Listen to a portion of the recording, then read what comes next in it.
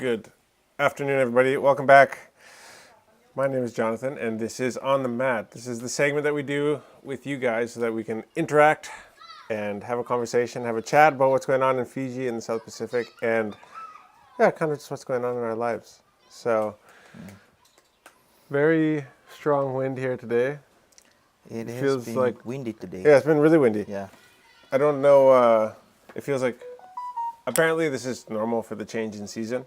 This is what one of my friends, who is a fisherman, said. Like usually June is just June, July is sometimes it's a complete write-off for fishing just because of the wind, and so just accompanied by the cold wind coming from the south. So just the changing of the season. That's why we get the cooler temperatures right now, and so El Nino.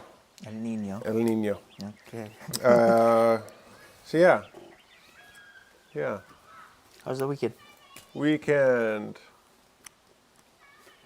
was good. We were just getting ready for her staff was just prepping like stuff to leave, and so I'm the new homeschool teacher for the next couple months. And She left today, eh? Yeah, she just left. She probably just landed in Nandi as we speak. Well, yeah. So apparently they just have a little puddle jumper, little like Cessna type thing. Not a Cessna, but a little tiny airplane. Because the Samsung airport is closed right now. Yeah. I don't know. Maybe they're just running extra flights from here, so they just add on these little planes that usually go to Samsabu. So so she had to run me through like homeschool stuff, and then she had to get all of her stuff ready. We prepared the grog that she's taking with her. And then prepared our hearts and our souls and our minds for her departure. Yeah. So now she's gone. 2 months. 2 months. I think 2 months, yeah. It might be shorter if she can get all the work done, but Right. yeah, we'll see. It yeah. Wishing it to be shorter. Yeah. This is one of the things that I miss the most about Canada is like the deep relationships and conversations that I used to have with my friends. And we just sit down and go deep right away. Like it's easy to have quality conversation. And so that's That's gonna Wula. be his wife for 2 months. my new wife. Voilà. Bula, everybody. And so that's one thing that I have with Stephanie is that depth of relationship, obviously. And so that's probably the thing that I'll miss the most. I'm not actually that upset about her departure because it's for good reasons. And so there's a lot of things that we have to do here, so we just need to keep busy and keep our minds occupied. Right. So that's my goal for the next couple of months, is just to be busy. So it's been a bit of a weird year because ever since my parents were here in like Jan, I think, they came at the end of January, they were here till March. Yep. It's been just a year of like hosting or having people around, which has been great, but it's been, I guess, maybe a bit more difficult to get as much stuff done. And so, ready to kind of put my nose to the grind and kind of put my head down and get stuff done. And so I'd say like a lot of things have probably gone by the wayside, and it's time to start picking things back up again, like fitness and devotions and all that kind of stuff. So I don't know why I think I'll be able to work harder now that there's one less person here, but we'll see. We shall see. How was your weekend? You disappeared randomly. Yeah, it was great. Went home, Yeah? spending with my family. What'd you eat? Got it. Just the usual. Yeah? No, there's no curry because of this change of weather. Oh. Lilo na gari. Siya nga ra yadi. Ra la Ako hui. lilo rum. Yeah. I just trying to spend more time too with them. Okay. Couldn't able to do that last year. So Yeah, this true. year, like, For sure. After my dad was a bit sick for a month Yeah. or over, I thought to It's good to spend just go time there. together. Yeah. Yeah, definitely. But I'm excited. I'm excited what we gonna be doing this 2 months while Steph is away, Yeah, yeah. There's some. and things are rolling in. Yeah. Yeah. We're pretty busy with media type jobs and stuff like that. And so, yeah, thank you guys for your commitment to the Waka brand and to our family and to just the telling of our story, that you guys join in with us every day when we post online. And so we appreciate everybody very, very much. Anybody in the chat? Or is anybody here? Micah Hello, saying Micah. hi. Hello. Erenihi Kawiti, watching from New Zealand. Oh, cool. Love your guys' work. Thank you.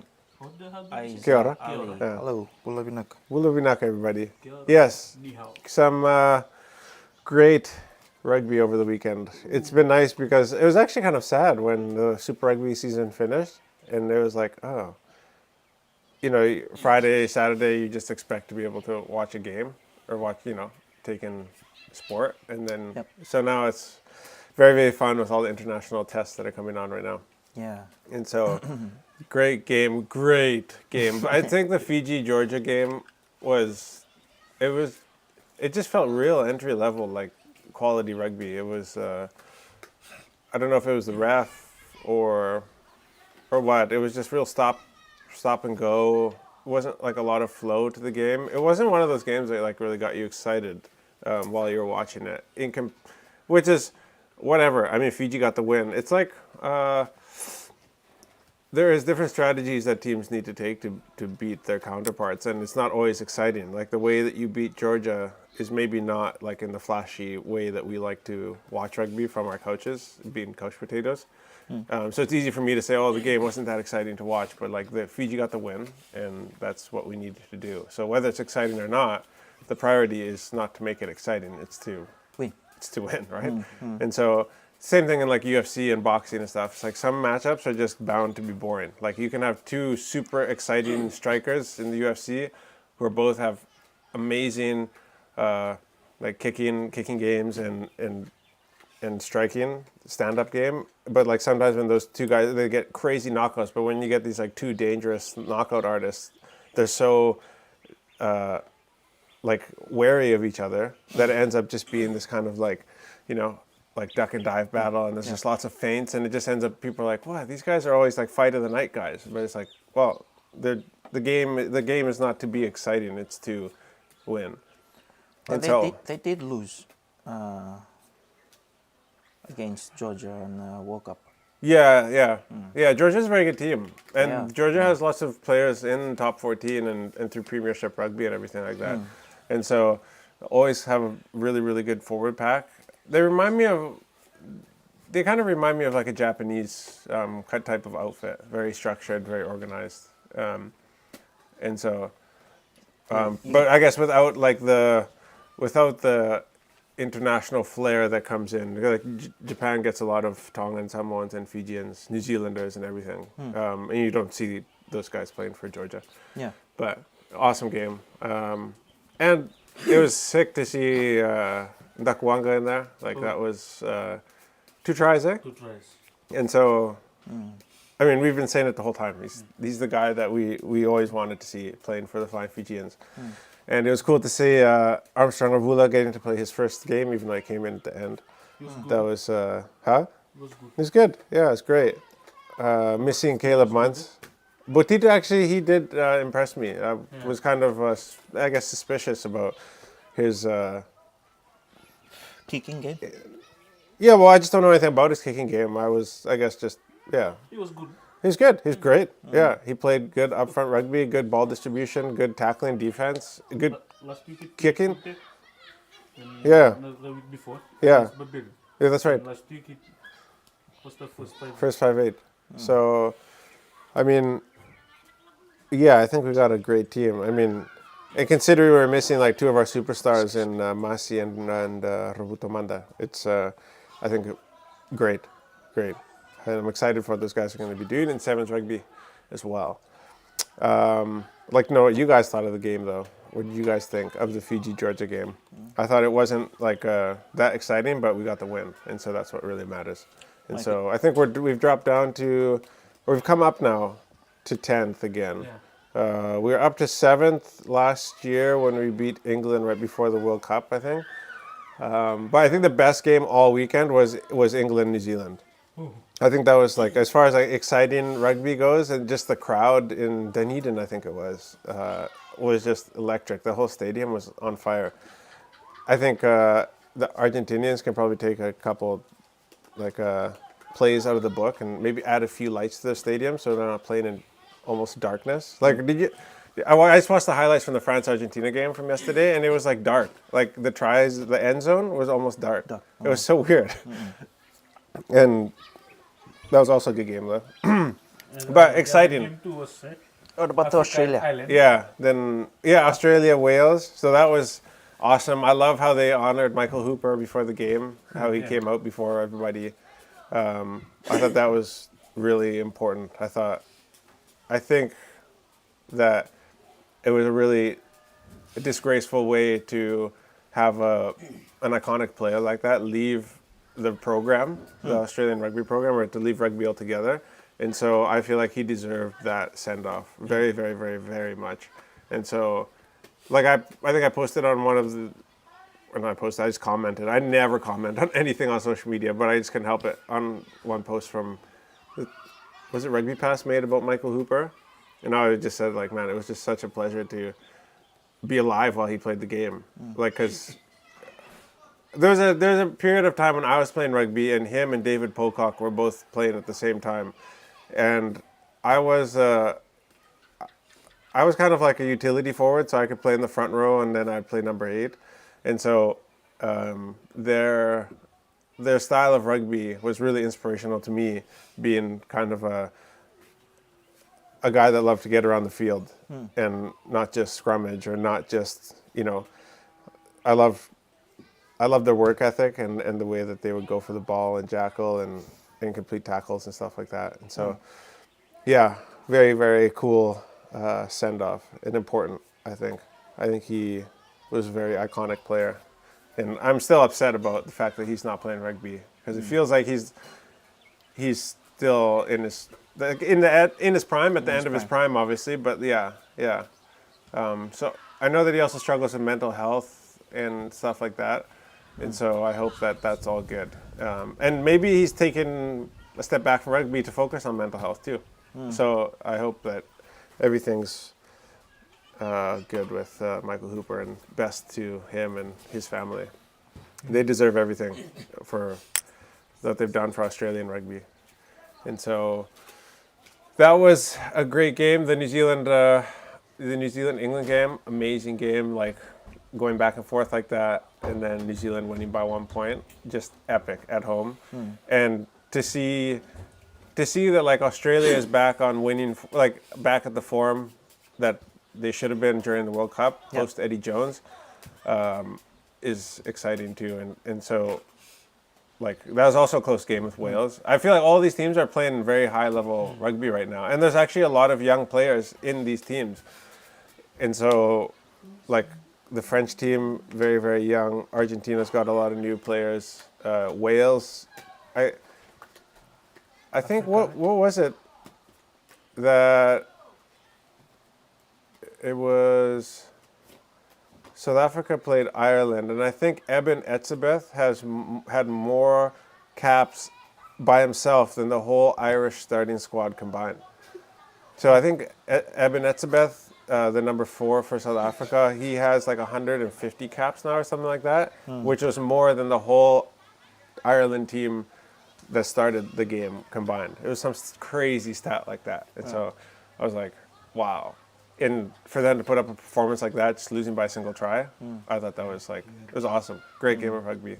Too bad for you, but Yeah. quality. I didn't finish the game. No? I didn't finish the game. You left it? I left it. I was so mad. Yeah. I felt like they weren't performing the Yeah. level of game. Yeah, it wasn't Ireland a used great to play. performance by Ireland. Yeah. For sure. But after 8 years, man. Yeah. Yeah, well, after 8 years and they finally won again. Geary. We'll see. Yeah. We'll see. We'll see Bati Girvenbu. Yeah. Bandiaki. So, Yeah, and then France played Argentina. Also a very, very, very good game. Samoa, So- Samoa beat Italy. Samoa played. Oh, I had no idea that Samoa was playing They even. beat Italy. Oh, okay. So Samoa beat Italy, Corey's saying. So congratulations. Samoa boy.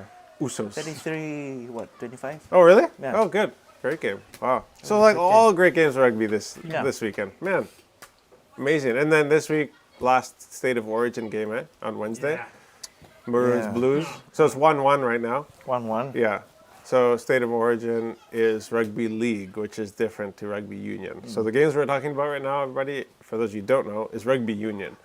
And there's a different set of rules for rugby league. And there's a big game in Australia every year, a set of 3 games. And so competition between, I believe it's the East Coast, North and South. So North plays South. And they select all the best players from around Australia. And so people get quite into it. I'm not a big NRL guy or rugby league guy, but I could get into it.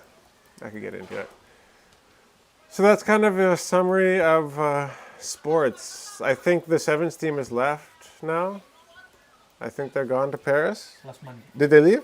Yeah? Last Monday. Last Monday? Oh, wow. Okay, so they've been gone for a week now. And, yeah, boy, they got a big job ahead of them. However, I think they can definitely do it.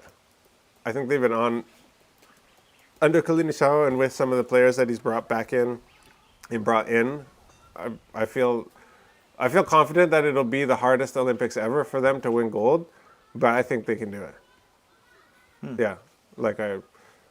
Yeah, sometimes you say you think they can do it just because you don't want to be a bad fan or because you don't want, I know that some of the guys listen to this stuff and I wouldn't want to discourage them, but I actually believe in my heart that we have the ability to win this if we play properly, if we play well. We have the speed, we have the height, we have the defense, we have the coaching, we have the experience, and so, yeah, I feel good about it. I'm excited. Any questions? Just like this guy saying, Micah saying, Chanlani, ready saranga mo may second test match WBE. Second. Second and third. Who does Fiji play next? All Blacks. Right. Next Yes. week. Next week, eh? Yeah. So, Oh, dude. where will that be? New Zealand. New Zealand? Okay. It'd be cool if New Zealand and Fiji played here. It'd be a big game, eh? Yeah. Dad saying, I think it's Pablo Metera from Argentina Yeah. has more caps in the French team. Then the French Then team. the French. Okay. Also, but it was also with Etzebeth as well. I read one about Etzebeth. So it's just funny. So both big lock forwards with more experience than their whole entire counterparts. So, yeah, that's crazy. That's crazy. I've been here before, boy. Was it against who's that guy? Number 4? Etzebeth. Etzebeth, yeah. Got more caps. Then the Irish starting Irish pack. or the Wales? Oh. Against the last game against Wales. Oh, maybe it was a Welsh team. Yeah. Yeah. You're right. Yeah. Alright, I got a question for you. Okay. Are there any new activities or routines you'll be introducing to keep the kids engaged? What's that? Are there any new activities or routines you'll introduce Oh. to keep the kids Uh, engaged? yeah, Since, well, Steph is gonna. yeah, we'll be away. I'll probably get them to join me when I do my training in the morning because they have their bikes now, so I can run, they can ride, and then yeah. Other than that, not really. They're gonna be here with one of my aunties who's gonna look after them during the day. So I'm gonna do the homeschooling with them in the morning, and then after that they'll be with her. But other than that, yeah, I'm not looking to change too much. Otherwise, it's already enough change. But yeah, just keep them entertained, I guess. Yeah, the kids are okay. They don't. It's only when they go to bed and they have nothing to do that they start thinking about mom. or that's how it was last time. So if I can keep them happy or keep them playing sports like they are right now, then it'll be a lot better. Yeah, good question though. Good question.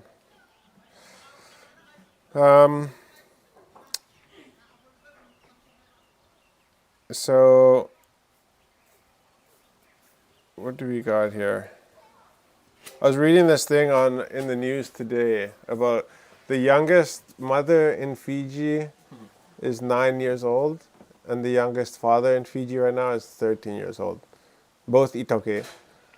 And then I think there's a 10-year-old girl and a 11-year-old boy that are both going to be serving life in prison. Or they have a life sentence for some sort of sexual abuse that they committed against some other kids, which is crazy. Like to be like just hitting double digits and then get a life sentence. So I don't know what the juvenile laws are in Fiji. Like when you're charged or taken to court as a underage or as a minor, but it's like crazy that you would give a 10-year-old, 11-year-old like a life sentence. Yeah, that's crazy. And so I think I can actually just pull it up here. I think it was on Fiji Village. All four of these, the mom and dad and the kids that are going to be serving life sentences, are all itoke, all from Methodist Christian families. And so that was the kind of like the highlight of this report.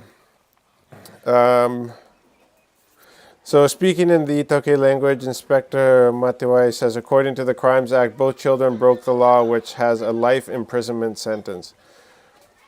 She says this would not have happened if there had been love and support in the family. She adds the youngest mother in the country is a 9-year-old girl, and the youngest father is 13 years old. Inspector Matiwai says the other concern is that the 4 different ages that she highlighted are all Itoke and from Christian families. She urges the community and faith-based leaders to step up the roles in safeguarding our children, who will be the future of Fiji. So, yeah, pretty crazy stats. Like, but again, it's not uncommon. Like, I know of like 12-year-old moms and stuff back in Canada, young girls who get pregnant and stuff like that. I don't know if it's like up to the church. Like, what did she say here? This would not have happened.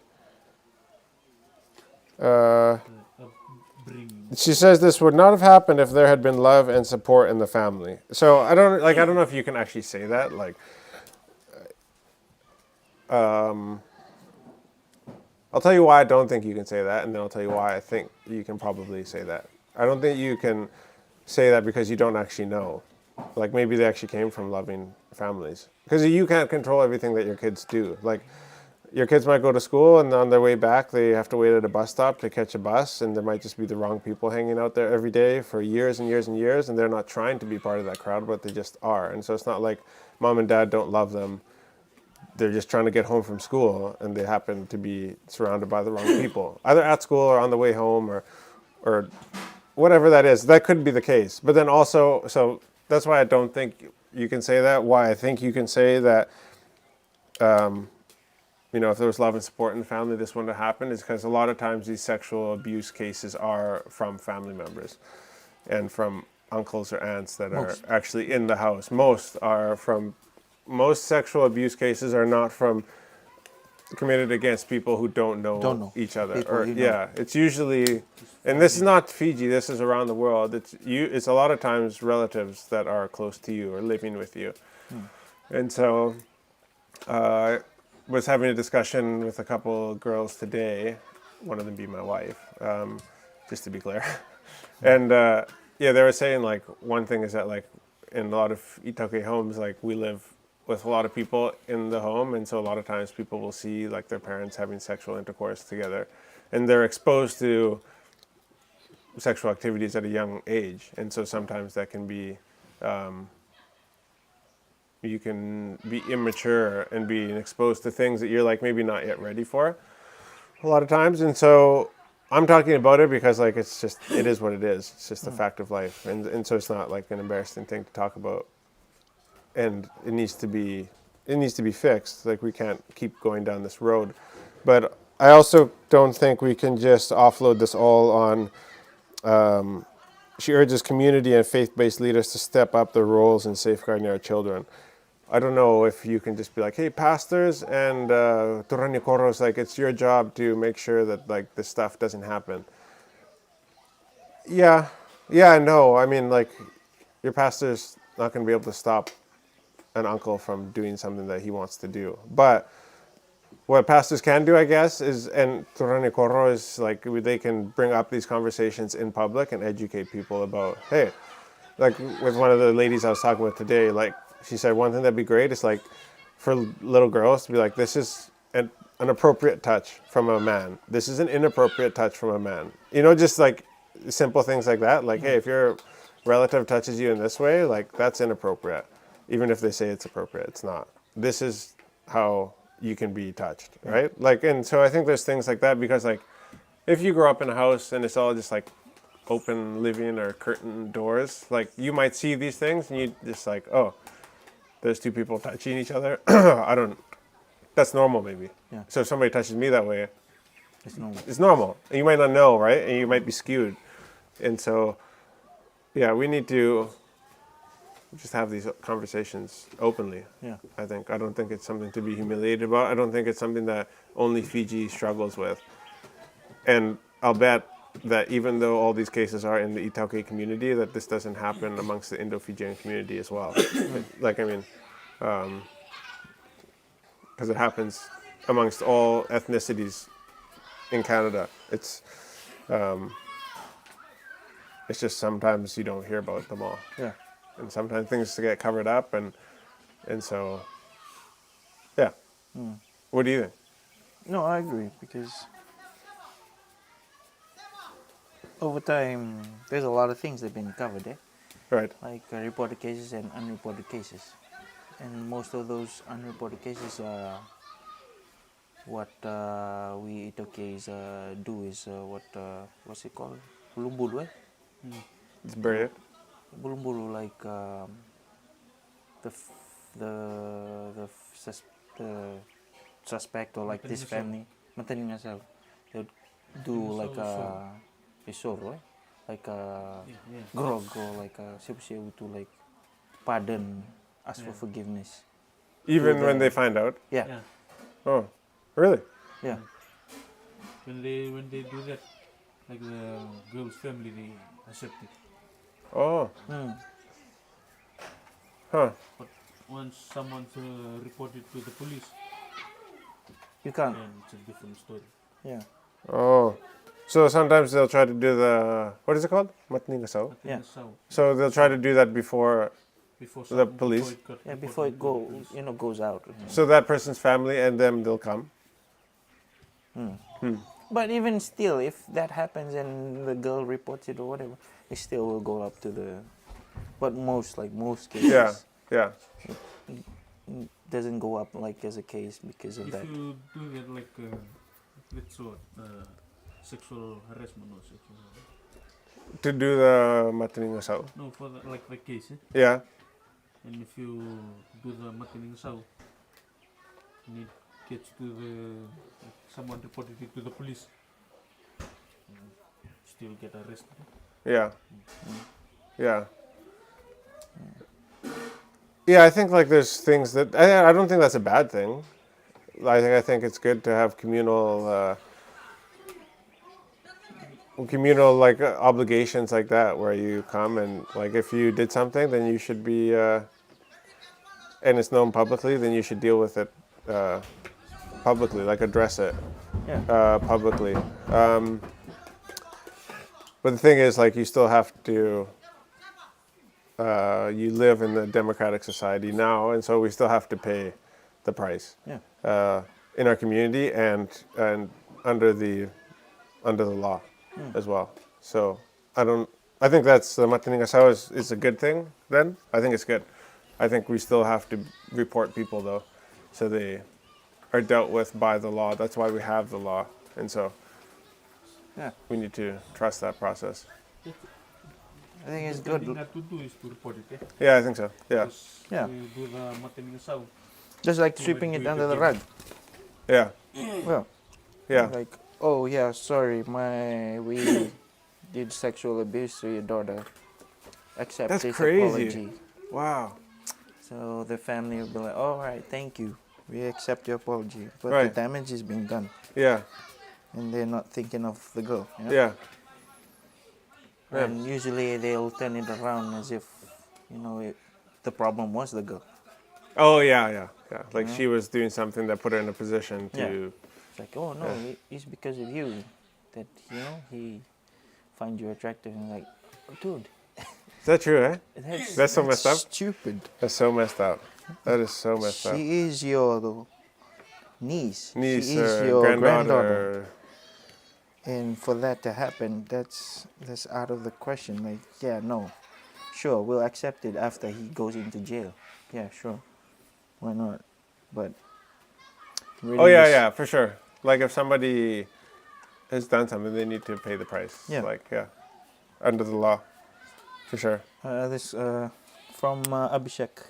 Poor education and the thinking that boys don't need to be educated on what is appropriate and what is not. Everything is always thrown onto the girls. Right. Is that like sweeping it under the carpet? Yes, yes. I mean, imagine what the victim is going through physically, mentally, especially being a minor. Yeah. Yeah, like I knew a girl very, very well who was sexually abused by one of her uncles, like continuously until she was like up until she was like 16 or 17 years old, from the time where she was like 9 or 10. And once people found out, she was actually the one who was to blame, found to blame, because or they were accusing her of being like a home wrecker, like she was like sleeping with the husband, Yeah. this lady's husband, her uncle, and it was just like all turned and flipped on her, like she was like making herself like coming on to him, and like she didn't have a choice, and like now she's the person who's like tearing the family apart and stuff like that. I'm gonna read this comment from my dad. One of the things that the inspector really emphasized was having phone as a babysitter too. Parents need to be aware what their children watch. Yeah, for sure. All that stuff contributes. Definitely. Definitely. Yeah, like a lot of kids just get access to YouTube and stuff now. Yeah. And it's like YouTube is totally off the charts, like inappropriate for kids, and it's very, very easy to find stuff that's not appropriate for children. Like your kids need that supervision so they're not exposed to things. Like the best way that like I know how to describe it is like when you see a horror movie when you're a really young kid. I knew lots of kids who saw horror movies. I still don't like horror movies, but when they were young and they're like, oh, I love horror movies, I just love it, I love how they scared me, but then they couldn't go out in the dark, or they couldn't go down into the basement of the house, or they couldn't go walk across from house to house in the village, or go to the farm, or come back when it's dark, like, or go diving in the river because they're scared. And it's like you're not mentally prepared for what you're actually seeing, and that's because what you're seeing is actually not reality in a movie, or like whether there's crazy giants or whether it's like some like crazy like axe murder, which could be real. People do kill people, but you're still not mentally prepared for that. You're scared in your real life, and so it's the same thing. Our kids are not mentally prepared for or ready to see certain things like on TV or on YouTube, and then they're just left with their parents' phones, just to be entertained, and it's not okay. They're not ready for that stuff yet. They can unsee it. Yeah, you kind of see, and like, some stuff is just straight up like whether you're old or young, you should never be watching it. Anyways, like pornography and stuff like that, it's just not healthy for you. But yeah, beyond that, like we can't just be giving our kids our phones, and giving them YouTube.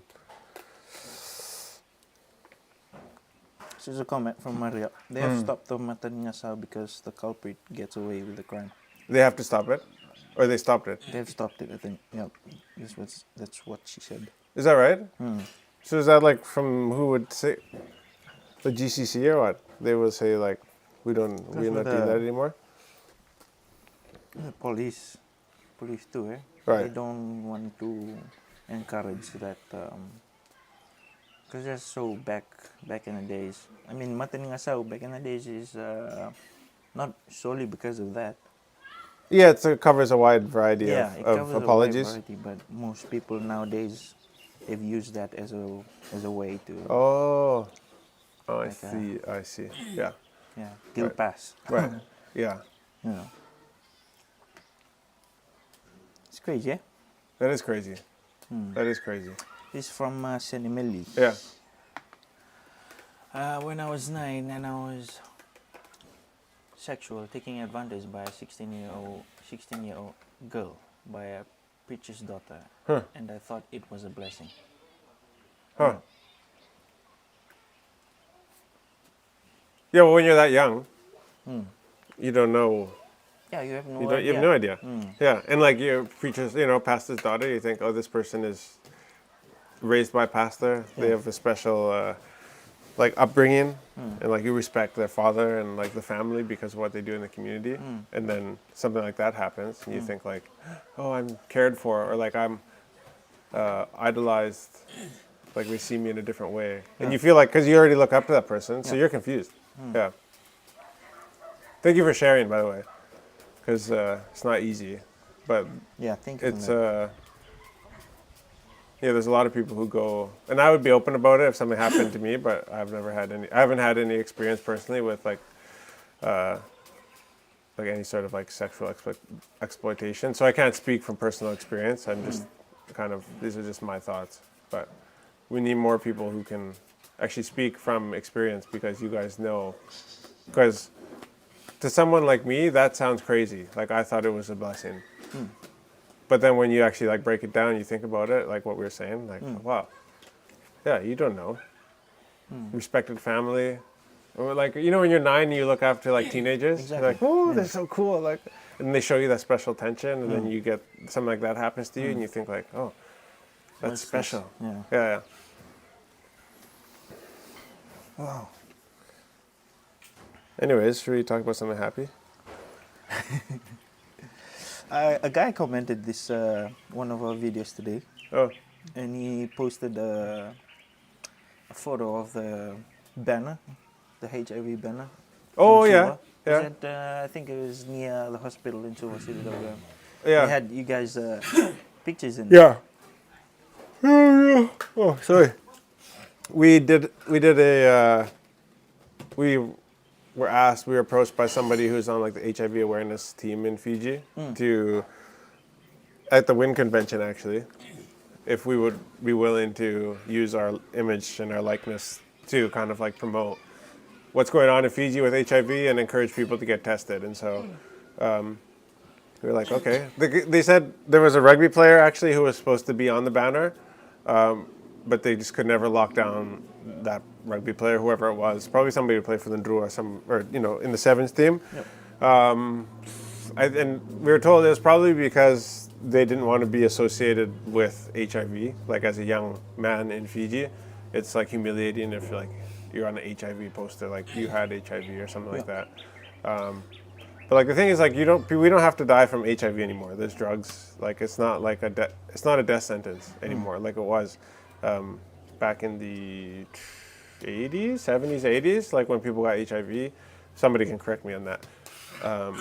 Like you were gonna die, but now you don't have to die. And that's the thing, is that people are committing, whatever sexual. I don't want to say sin. It's just like people having sex outside of marriage, having multiple sexual partners, and then they're contracting, different sorts of diseases, and one of them is HIV, and then they're humiliated to, go and do something about it. And so a lot of the times, apparently, it's because like the medical system in Fiji doesn't allow for much privacy. Like you go in, you see the nurse or the doctor, and there's like often like 3 or 4 other doctors and nurses in the same room. They're treating patients. Like if I had HIV or some sort of like STD, STI now, and I went to Senganga, dude, that'd be so humiliating. Because like I sit there, and then I walk into the room with the nurses and the doctors, or with the nurses, and it's just like screen window, screen door, and like they're like, so what's wrong? You'd be like, I don't know, my penis is dripping. You know, you'd be like, like, what are you supposed to like? And then all the other people in the room are like, okay, Mr. Waka, you know, like it'd be awkward. It'd be very awkward. So I think we need to enhance the privacy that we are. Confidentiality. Confidentiality. Like, it's humiliating, and it should be humiliating because we're not supposed to be having multiple sexual partners outside of marriage. So that is the consequence of those actions. But then people are dying, and they don't have to die.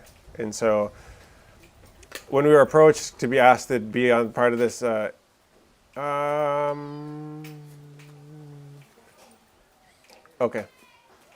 When we were approached to be part of this HIV campaign, one of the things, the first copy or the first example that they sent to me was the Waka family says, go get tested. I think is what it is. What does the banner say? The one that he sent to you. I can't remember what the other one says.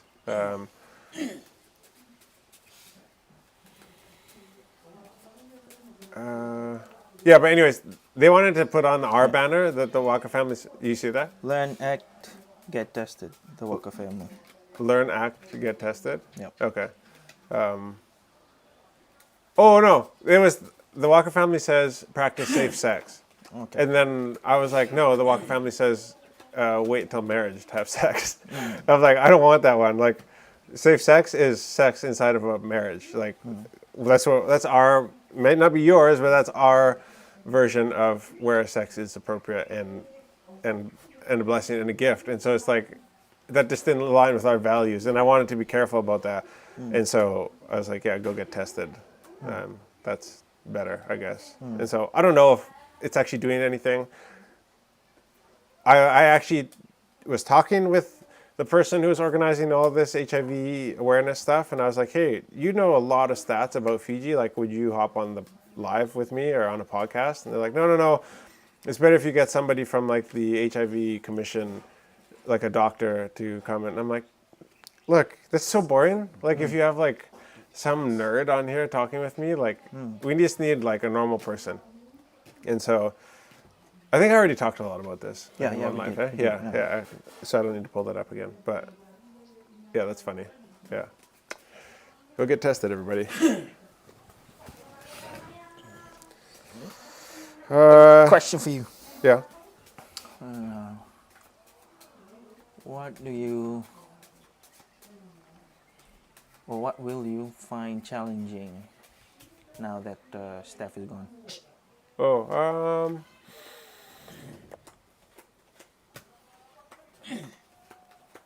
I think what's challenging is like having to stay in touch with each other, but the time zone. And so like, there's a lot of things that like when you work as a couple in business together, we're constantly like, hey, what's the registration number for da-da-da? You're like, it's this, you know? Yep. Or you just call it across the room. And so like, there's a lot of things that a lot of times where I need an answer to something and she's asleep or it's late. And then it's like, why are you calling me? Stop bothering me. You know, like that, the communication barrier because of the time zone makes it difficult because of what we do. So yeah, that will probably be the most difficult thing. Why are you calling me? I'm out on a party right now. Yeah, exactly. I'm in the morning. Yeah. Yeah, I think it won't be as hard as last time because we're both working. Like one of us is not like having fun.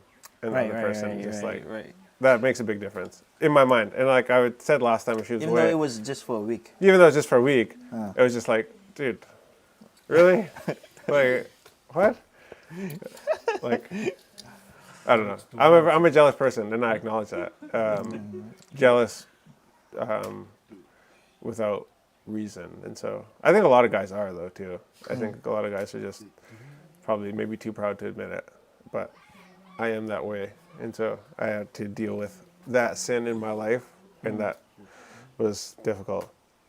But like this is like a bit different for me because we're both working. So you'll be okay. Even we'll though see, it's eh? gonna be Next minute. next minute. Kroi losi. Yeah, that's why I harvested some yangona. We kept a little bit back here, just to numb the feelings, numb the pain. Asher is laughing. Hey, Laughing you. at the paddy. Yeah, you're enjoying now because you're with your husband. Normally he says Steph arrived here.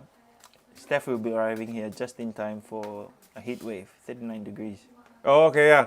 Yeah, I've heard it's been really, really nice in Kelowna lately. And so she'll be just in time.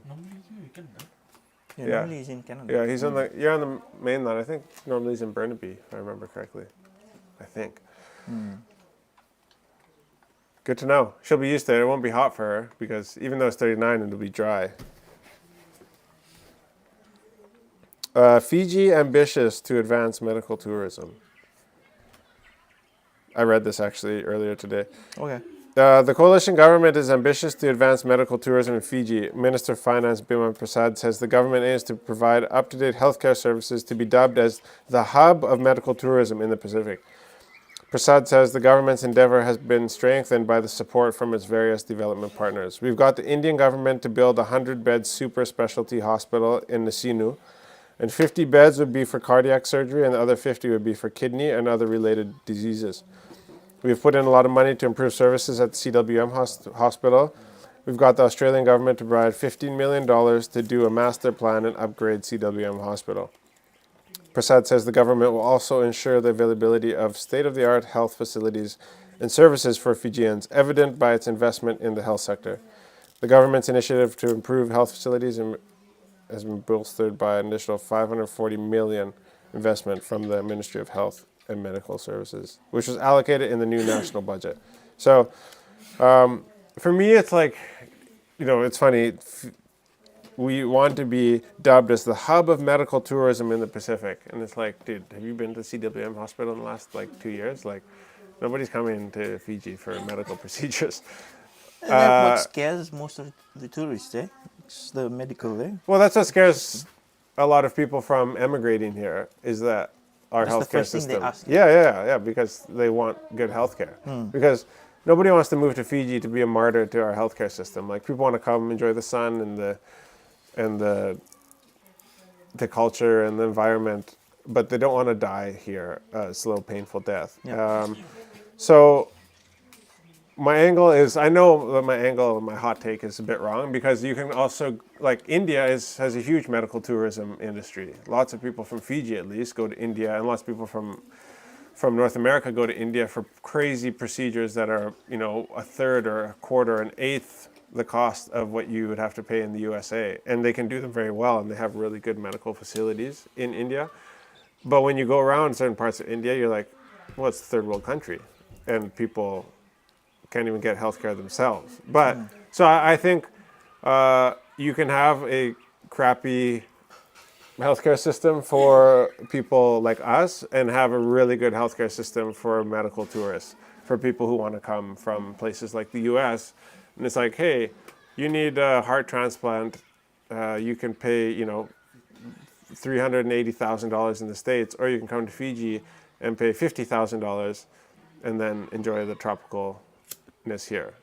Tropical weather, and just go to a hotel and relax here. And so I think, as kind of, what am I saying? Feels incongruent. It feels like we're saying we're something that we're not. Like, how can we be a medical tourism hub if, like, people like us don't even get good healthcare? But I think you actually can have medical tourism and poor public healthcare at the same time, because I think you can have really great private facilities and a really bad public healthcare. And so like if someone, people want to build casinos, they want to build hotels. But like, what if you built a hospital and you brought in the doctors and you said, hey, there's going to be thousands of people that are going to visit here every year to get, kidney transplants and, bypasses done. Yeah. And then they're going to stay for an extra week. It's like, you're going to greenlight that as a tourism industry or as a government, because people are coming, they're going to rely on, all the public services apart from the private healthcare that they're going to get. So, yeah, it feels wrong that we would have a booming, like, medical tourism industry just from being a person who has to go to the hospital in Mombasa when I'm sick, or when my grandmother's sick. Yeah. But it can happen. You can have tiers of healthcare, for sure. It just takes somebody to invest the money. But apparently the Indian government's already invested in a 100-bed facility, which is insane. And Australian government provide another $50 million to upgrade CWM. So like in this article, it's like focusing more on like tourism. Yeah, they call it medical tourism because people come in on they would probably have like an actual like medical visa or medical tourism visa where people would, come into Fiji under this like classification for these procedures and spend their money while they're here and then leave. Yeah.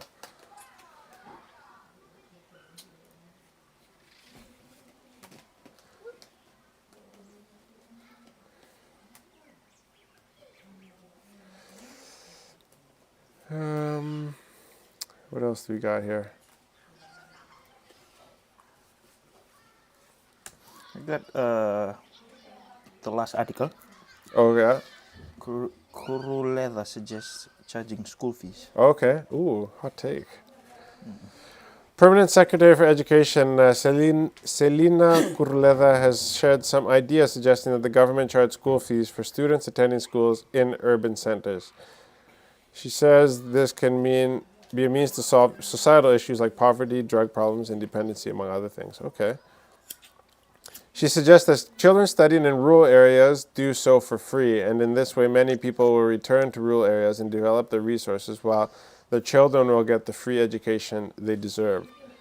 The permanent secretary also suggested that a policy be put in place mandating any government that comes into power to build at least 2 schools and a few health facilities. Well, that's easy to say, but how are you going to just do that? Like, you can't just say, like, every government that comes into power, you have to do this. Like, what if that's not the priority right now?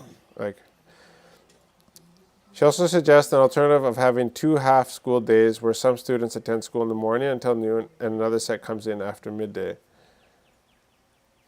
Kuruleva says it may seem like political suicide, but there is no harm in trying. Well, that's not true. Like in trying, like what she's saying, like just saying the thing, not actually doing the thing. Because she's saying it's political suicide for her, I think, to just suggest this. But she's just trying to think openly. I like it.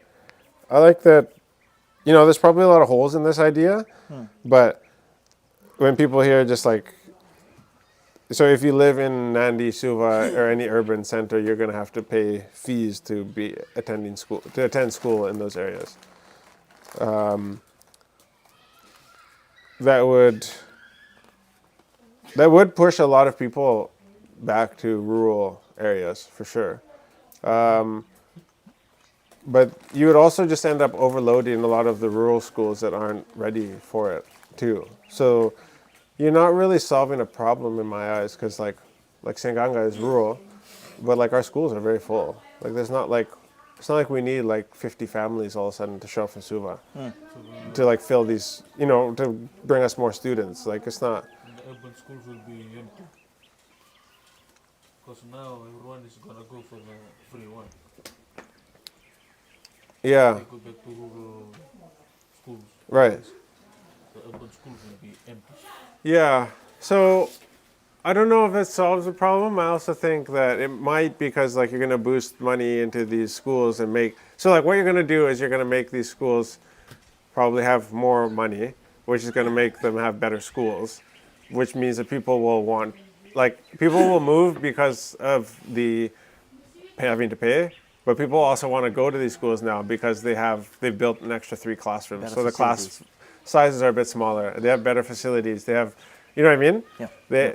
So the schools will become expensive, or you just have to pay for them, but at the same time they're going to be better. And so it'll be like up to the parents to like decide on what they value the most. I think it's a means to like open up the dialogue, and I like that about her. So that's cool. I don't know if it's a good idea or a bad idea. I think there's pros and cons to it for sure, but I like where she's going with it. I like that, like she's talking about Yeah. something different. Yeah. That's cool. And I think it's about time we do that, because in the last government, it's been 16 years now with free education. And Yeah. in that kind of movement, it keeps people from the rural to move to City. cities Yeah. because of this school. So I do like that about it. Yeah. Yeah. Like it would maybe, who knows how many people would leave Suva or these bigger city centers, come back, but I bet you a few people will follow through with their plans of moving there. exactly, Yeah. will help them move. Yeah. You know, that's Yeah. like, okay, let's move back because it's free education back in the rural. Yeah. This is going to get a lot of heat, eh? Yeah. A lot of heat. I wish there was comments on these things. This is, That's saying goodbye. It's Okay. 11:30 p.m. Sunday night. all right. Have a good sleep. Thank you for joining, Dad. There's a comment from Soko Tawake. Bulavinda Kawaka family, I'm a big fan watching all your clips here in New Zealand. I'll come visit you one day, but I'll let you first. Sweet. Who's this? What's the name? Soko Tawake. Appreciate it, bro. Thank you, Soko. And We'll see you soon. normally says, me too. I'd like to visit Sanganga sometime in the next 10 years. Yeah. Rimbu. We're like, okay, if normally, because like there's certain people that we've never met, but they've been a big part of like, you feel like a connection with them. Norm would be one of those people, if you came, like you'd do a YouTube video with him, you know? Exactly. Like, yeah, we should do a vlog. You just have to. Like, and a podcast with him. or, yeah, do a podcast. Just because like, it feels like there's just a different level of connection with Level him. of humor. Yeah, Connection. yeah. Whether that's Senimili or Paul Bunyuai or what. Yeah. Is Paul in the chat today? Oh, no. No. Okay. I saw they're doing some upgrades to his house on the way to the airport. They're building a wall in front of that house. Comment from Marie. Healthier is herbs, no side effects. You get burned, you go to Banga Island. Break a leg, travel to Nandronga. Yeah. True. That's free healthcare for you right there. So is that actually a thing with the burning? Heartbroken, come to Naniwunda. Yeah. That's why Kuroi's here. Kuroi said if you're heartbroken, then you come to our village. Yeah. Optimum Prime. Optimum Prime over here. Thank you to all the women who have reached out to Kuroi. Yeah, He's thank working you. through your applications. Thank and you very he will much. choose. He'll choose. And we might have like a live audition kind of thing. Maybe like a Love Island Pop the thing. balloon. Yeah. We'll put Kuroi out on like Allen's Island there. And Nukumbati, and like we'll just do like one competition. Love Island. Love Island out there. Yeah. In the tent. Kuroi in the tent on the veranda. That would be great, actually. I wish there was girls that would be part of a segment like that, Oh, that like pop the balloon kind of segment. That'd be really fun. But it's just Kuroi standing there with the balloon, just him, and then the girl walks in. He's they have to leave. Another. Just getting in the boat from across, like, okay, turn around. Oh, that's so funny, actually. You read about this new minimum wage rate? Yeah, it's welcome, but it's not actually official, is it? Is it official? It'll be next year. Oh, okay, effective from August 1st, 2024, the national minimum wage. Okay, so this year, next month, to $4.50 per hour. This will be followed by a further increase to $5 an hour, effective April 2025.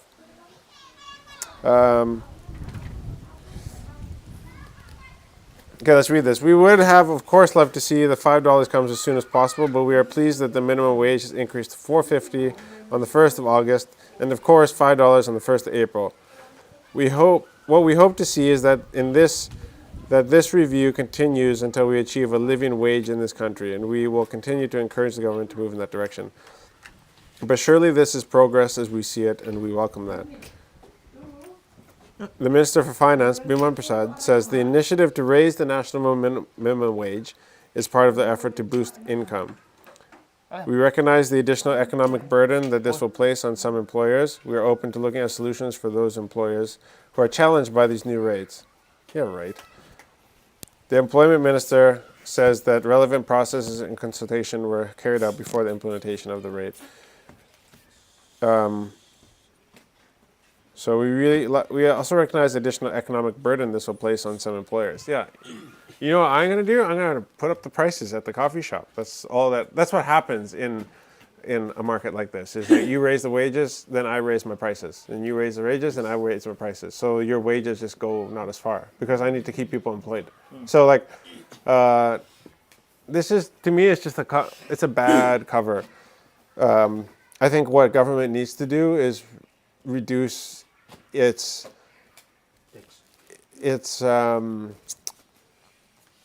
burn rate, and they just need to spend less so that they take less, and they need to be able to offer more tax incentives to people like us, small startup businesses that are trying to just get off the ground, and it's very difficult in Fiji to get off the ground. And it's it's upsetting when I see like a freaking like health inspector or something going around and they have their own private driver in a government vehicle, and it's like stuff like that doesn't need to exist. Like we're a small country, and I don't think there's any shame in like taking a step back in certain ways, like easing up the burden of government so that we don't have to pay as much in taxes and stuff like that. And so, like, we have a business that's going to crack $100,000, and we're going to have to start paying 15% VAT. And so, like, we're all the prices will have to go up by 15%. That's a big jump just from 0 to 15. It's like, if you have like a $2 item, it means you have to increase it, to $2.30, like just like that, out of nowhere. And that's just to cover your tax. And now with the minimum wage, like maybe up that thing to $3. I'm just throwing out numbers, but yeah, the minimum wage is not a problem for us because like we don't pay minimum wage, so that's not like everybody's already over. So, but like we used to increase the wage, and you just increase the price of the commodities and things that people have to buy. So you have to increase the wage again. And so same thing happens in Canada. Like where we come from, I think the minimum wage is $16.75, and we also pay more than minimum wage at our business in Canada, but everything's just way more expensive. It's like if you have a business, you just have to pay people more, then you just have to charge more for your products. And that's it. Yeah. So people still buy it. well, yeah, because they have no choice. Yeah. Yeah. Like, because like you're not gonna walk into our coffee shop and be like, oh, this coffee is 30 cents more expensive than when I was here last week, and walk out.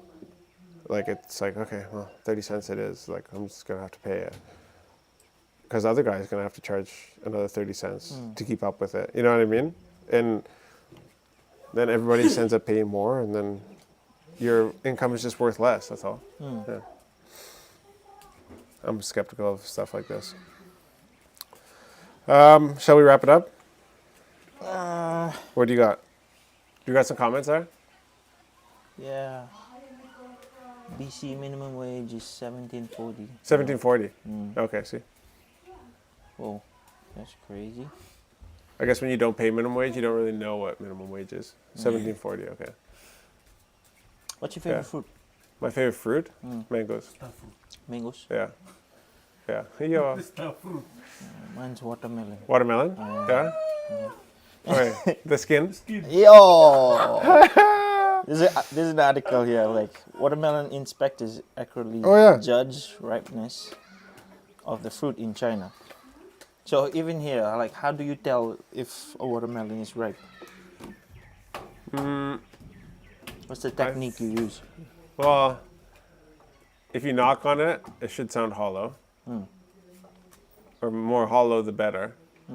Should have like a big yellow spot where it's sat on the ground. Like if it doesn't have the big yellow spot, typically that means that the watermelon was picked green. It didn't ripen while it was sitting on the ground. And so that means that it was not vine ripened, hence it probably won't be as sweet. Sweet. Yeah, it was picked green. And then how do you describe it?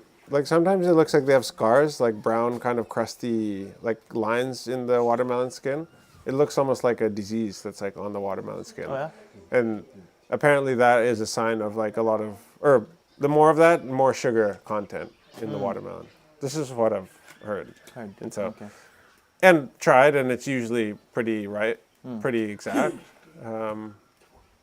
But yeah, generally like watermelons from this particular like Sengkang area are pretty sweet. Yeah. Yeah, The sugar cane, the watermelon. yeah. With that fertilizer and the blend and everything that they get, yeah. But The skin dude, a watermelon on a hot day, whew, yeah, it's pretty good. Yeah. It's pretty good. I do like a good peach too.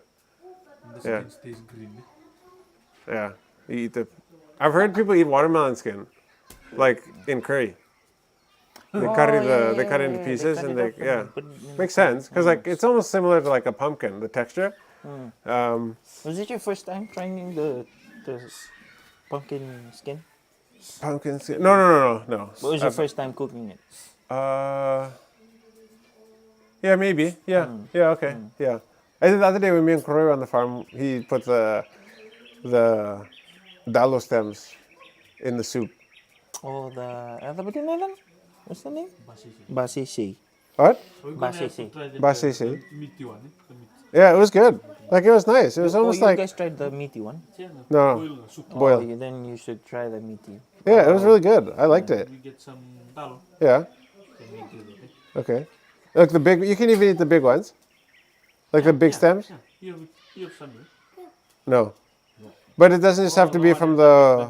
Yeah. Back of behind the seam. Behind the sink. Yeah. Oh yeah. Can use that one. Yeah. We can do the vlog out of it. Okay. Yeah. Normally says Trump doesn't like I'm peach. What? I'm peach. Trump doesn't like I'm peach. Yeah. Impeached. He's. Yeah. Watermelon. He doesn't like. He Oh, doesn't this like is- impeached. What's that song? Watermelon sugar. Harry Styles. Yeah. Yeah. Watermelon sugar. Yeah, I don't know what the. Hi. Yeah, I know the tune of the song. I don't really know what it's about. So this article, Oh yeah. it's they use the same technique as well. So it's the Oh really? like tapping on it. or- Okay. Yeah. And they can just tell by the ripeness Yeah. of the hollow sound. So I was right on that. Yeah. Yes. I don't know. It's funny. I never know it's a thing. What? Like doing that. Oh, Because really? Just growing up, I Oh, see my dad always did that. I go to the market. I see like old people. My grandma is like Yeah, flicking it. flicking Yeah. it. I was like, okay, this one's good. Why? It's like, why? Oh yeah, What is yeah. that? Yeah. That was my dad's technique always. I was Growing seeing up. like the day when Tangashi harvested his. He was doing that the whole time. Oh yeah, he like lifted up and Yeah. yeah. That's right. Crazy, man. So you planning on planting it too? Yeah, we're gonna plant some watermelons. We're waiting for the expert to come and show up and show us what we need to do exactly. Did you saw that a message from Tubi? Yeah, I did. Yeah. Yeah, and I responded. I think. Yeah, I did. About Yeah. the mill mud. Yeah, he was saying what was it? Careful because it can be hot. Yeah. Yeah. Not to plant things right away. Yeah, I told him like we spread it thin and then we waited 3 days, then we worked it into the soil, so Yeah. it won't be too hot. No. Yeah. But yeah, when it shows up, like the mill mud is steaming. Hmm. Yeah, like it's actually, like the decomposition is creating so much heat that the thing steams, like on a hot day. Like it was hot that day. And when the dump truck laid it down, like it was just steaming up. Like, jeepers. So, yeah. So what for the day? Swole, hey? Someone described as swole as extremely muscular. In other words, they have a physique enhanced by bodybuilding exercise. Swole. Swole. Yeah. Swallow. Swole. Swole. Put in a word. Put Stacked. in a sentence. How do you Huh? put in a sentence? Um, You're very swole. yeah. Bro, you're looking swole today. Oh, Yeah. You're looking Yeah. swole. Not swollen. Swole. Swole. Have you heard that word before? Nope. Oh, really? You're very swole. No, really? Very swole. You haven't heard that? Really? Oh, wow. Okay, crazy. Yeah, that's a very common word in the gym scene, I guess. Oh, okay. Oh, buddy's looking swole right now. Ah. Yeah, yeah. All right. I'm gonna wrap this up. All right, yeah, let's wrap it up. Okay. Thank you guys for joining. We'll see you guys here again on Friday if we're not spearfishing, which I wish we were. Yeah. Hopefully But this. You need to wind message. passes. Yeah, I know. I'll message Yeah, it Uncle seems Elwood. to, like, we'll get this wind for a few days and then it'll go away for a few days, so we have to kind of time that, I think, like that. Oh, it's yeah. this is Bungawal, right? Is it? Are you sure it And is? it's southerly to Yeah. make it strong like this. All right. So, here's to the next 8 days of our lives. Best of luck to me and best of luck to you all. Thank you guys for joining. We'll see you guys again on Friday. This is On the Mat. My name is Jonathan, and have a great night. Mother. Mother.